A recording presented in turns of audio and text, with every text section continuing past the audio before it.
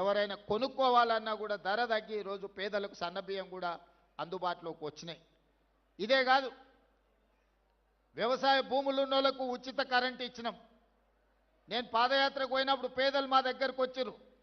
పట్టణ ప్రాంతాలలో ఉన్న పేదలు నా దగ్గరకు వచ్చి చెప్పినారు, భూమి ఉన్నవాడికే ఉచిత కరెంట్ ఇస్తున్నావు, మరి మేము పేదవాళ్ళం మా ఇంటికి బిల్లులు కడుతున్నాం కదా అని. అందుకే ఈనాడు పేదవాడికి కూడా 200 యూనిట్లు ఉచిత కరెంటు ఇవ్వాలి అని ఈరోజు రాష్ట్ర ప్రభుత్వం తీసుకొని 2 సంవత్సరాల నుంచి అమలు చేస్తే 51 లక్షల పేదల కుటుంబాలు ఈరోజు 200 యూనిట్ల ఉచిత విద్యుత్తును ఈరోజు వాడుకుంటున్నాయి. ఇక్కడున్న చాలామంది గిరిజన కుటుంబాలు, లంబాడ కుటుంబాలు, దళిత కుటుంబాలు ఈరోజు 200 యూనిట్ల ఉచిత విద్యుత్తును గ్రామాలలోనే కాదు పట్టణాలలో కూడా ఇవాళ మీ కరెంటు బిల్లులు మిగులుతున్నాయి. ఈరోజు ఈ విధంగా పేదలకు, ముఖ్యంగా మా ఆడపడుచులకు, గతంలో అమ్మగారింటికి వెళ్ళాలన్నా, అమ్మవారిని దర్శించుకోవాలన్నా ఇంటాయనను లేకపోతే కన్న కొడుకు దగ్గర చేయి ఆపే పరిస్థితి. వాళ్ళు దసరా పండుగకు అడిగితే ఉగాదికి వదిలే ఏం తొందర ఉంది, ఏం మునిగిపోతుంది అని అంటే బాధపడేటోళ్ళు. అరే అమ్మని చూసొద్దామంటే బస్ కిరాయి లేని పరిస్థితులు అని. కానీ ఇవాళ ఈ 2 సంవత్సరాల డిసెంబర్ 9, 2023 నాడు మొదలుపెట్టినాం. 2 సంవత్సరాల 2 నెలలు పూర్తయింది. 9,000 కోట్ల రూపాయలు ఈరోజు ఆడపడుచులకు ఆర్టీసీలో ఉచిత బస్సు ప్రయాణానికి రాష్ట్ర ప్రభుత్వం ఖర్చు పెట్టింది. ఇక్కడ ఉన్న మా ఆడపడుచులందరూ, మీరు ఉద్యోగులు కావచ్చు, విద్యార్థులు కావచ్చు, లేదా సామాన్యమైన మహిళా గృహిణులు కావచ్చు, ఎక్కడైనా ఎప్పుడైనా ఎవరైనా ₹1 బస్ కిరాయి మిమ్మల్ని అడిగినరా? ప్రారంభించిన రోజు నేను చెప్పిన, నేను ఎక్కడికో వెళ్తే ఒక అక్క వచ్చి, అయ్యా బస్ ఎక్కితే కిరాయి అడిగితే ఏం చేయాలని. ఏం లేదమ్మా, నా ఫోటో జేబులో పెట్టుకో, సూపి మా తమ్ముడు పట్నంలో ఉంటాడు, కిరాయి పైసలు ఆయన ఇస్తాడు తెచ్చుకోపో అని. ఏడ కూడా మీరు చెయ్యి అడ్డం పెట్టే బస్ ఆపుతున్నారు, మీ దిగుతున్న కాడ దించుతున్నారు.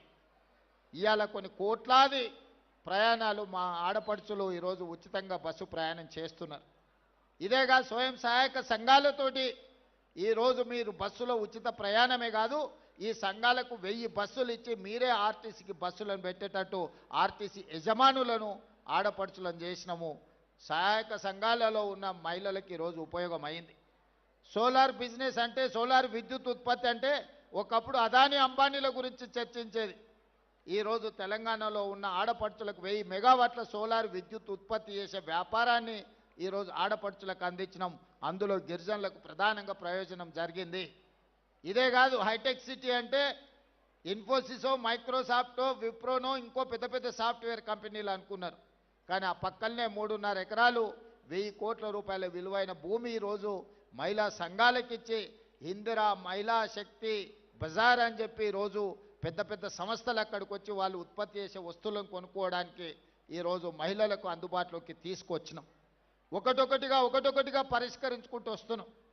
హాస్టళ్లలో ఆనాడు భోజనం ఏ విధంగా ఉండే, ఈరోజు 40% ఈరోజు మీకు ఛార్జెస్, మెస్ ఛార్జెస్ పెంచి కాస్మెటిక్ ఛార్జెస్ ఆనాడు ఎప్పుడు ఇచ్చేదో కూడా తెలీదు.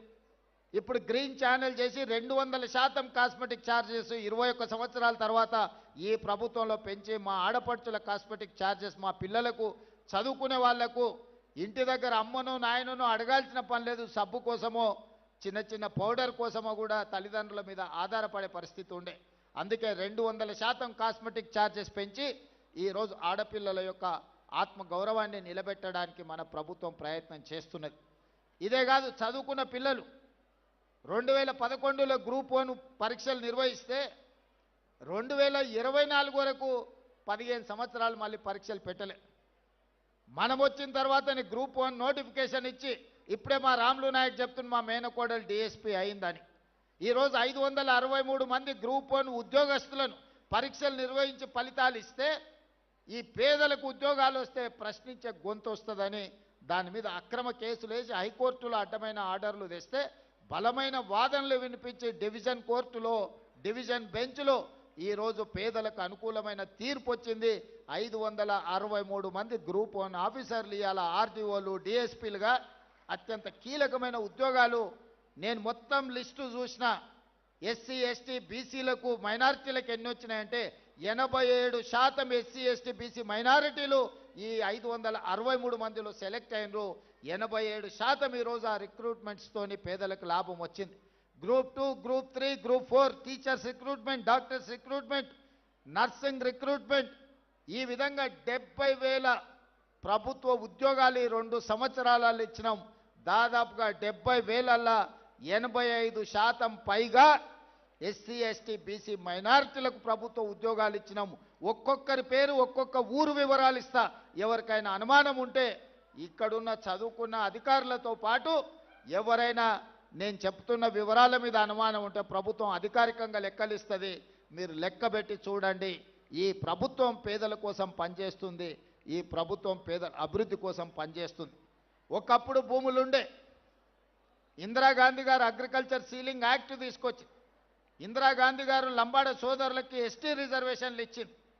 ఇందిరాగాంధీ తెచ్చిన అగ్రికల్చర్ సీలింగ్ యాక్ట్ ప్రకారం జాగీర్దారుల దగ్గర, జమీందారుల దగ్గర, భూస్వాముల దగ్గర ఉన్న లక్షలాది ఎకరాల భూములను తీసుకొని 25 లక్షల ఎకరాలను అసైన్మెంట్ పట్టాల రూపంలో ఎస్సీ ఎస్టీలకు భూ పంపకాలు జరిగినాయి.